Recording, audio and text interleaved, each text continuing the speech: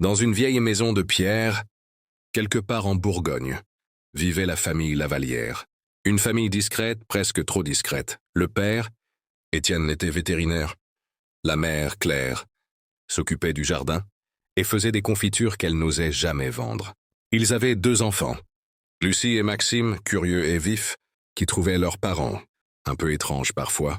Il y avait dans le grenier une porte verrouillée, petite, métallique, froide. Elle ne menait à rien, apparemment.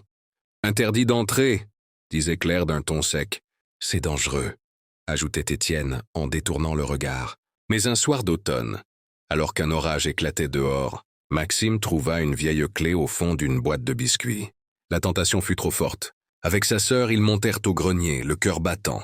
La clé tourna. La porte s'ouvrit. Derrière, un petit studio de télévision clandestin. Caméra, micro, rideau rouge, perruque, costume. Et sur l'un des murs, des centaines de vieilles cassettes VHS, toutes étiquetées. Les Lavallières Show, saison 1 à 12. Les enfants en mirent une. Apparaissent alors leurs parents, déguisés, chanteurs, danseurs, imitateurs. Des sketchs absurdes. Des chorégraphies ridicules. Claire en vache qui parle, Étienne en super-héros du fromage. Un rire en boîte, un générique kitsch. Leurs parents étaient des stars locales de la télé câblée dans les années 90. Le choc, puis le fou rire. Le lendemain, les enfants les confrontèrent.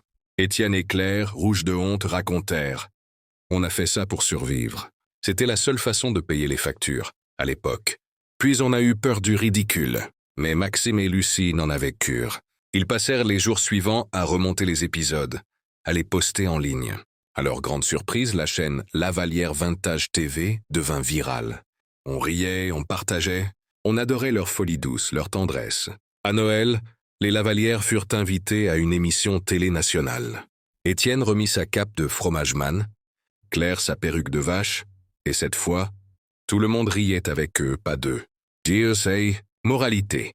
Ce qu'on cache par honte, c'est parfois ce qui nous rend uniques. Et parfois, le passé a simplement besoin d'un bon montage et d'un peu de Wi-Fi pour briller à nouveau.